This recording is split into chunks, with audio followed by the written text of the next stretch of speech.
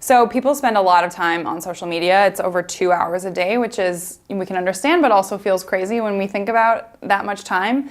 And they're on social media for a lot of different reasons. One of the reasons they're not there is to go to watch commercials. So as brand marketers, we're like, uh-oh, what do we do? But they are going on social media to find entertaining and heartwarming content. And they're also going on social media to learn about products and figure out what products they might want to buy. So those are the two areas that we can really focus on and hopefully tell some really nice stories that will motivate people to engage with our brands. The work we create today is living on multiple platforms. It's not just living on TV, it's not just living on Facebook, it's usually we're creating for different platforms. So when creating work for many different platforms, it's important to not just keep in mind that the specs are different, but the way we tell stories on different platforms is also different.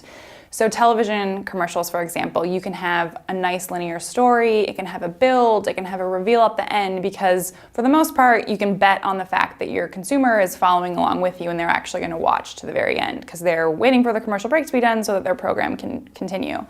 With Facebook, it's very different. You need to capture their attention as they're scrolling through their feed, so you need to flip the narrative on them, and you need to, I tell my team this a lot, you need to give them the punchline of the joke and then tell them the joke. So you need to pull them in right away, really quickly, and give them a reason to stick around and watch till the end of it. So often I think the teams that are creating all this work are very large. So there might be a different team, even at creative advertising agencies, a different team is creating the television work that might end up creating all of the digital work.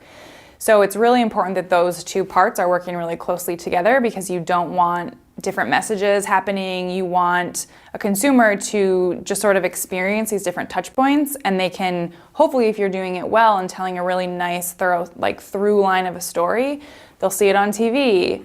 Oh, then they'll see something on the subway, they'll see something on Facebook, and they'll start to sort of pull all the pieces together. You don't want it to be separate and all over the place. So for that reason, collaboration is really important, and really you want all the pieces to happen together and not TV first, then oh, how can it also be made for social? So the way that we create good content that people are going to pay attention to, one thing that I have friends that are starting their startup and they're like, what do I do for social media?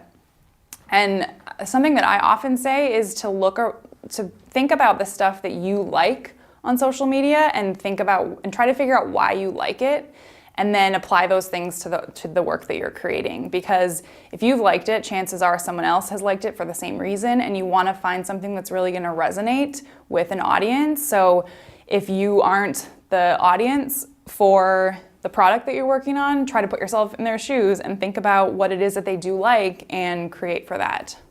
3 things to think about and that I'm always having on the top of my mind when creating content is, the first is you want to give your audience something of value. So give them something that's going to add to their lives. It's going to teach them something, make them feel something, make them learn something new.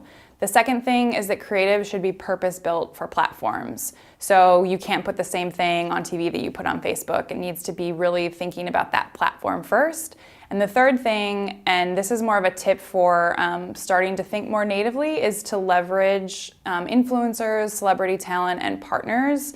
I think that can be a really smart way to start to create some case studies and show how native first thinking and social first thinking can really work, because you're testing it on other people's platforms. And so sometimes more legacy brands can be a little bit more comfortable with that to start out with.